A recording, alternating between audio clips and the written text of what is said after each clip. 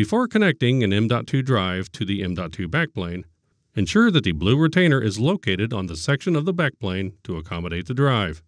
Press both sides of the retainer, then move the retainer forward until it is in the large opening of the keyhole. Remove the retainer from the keyhole.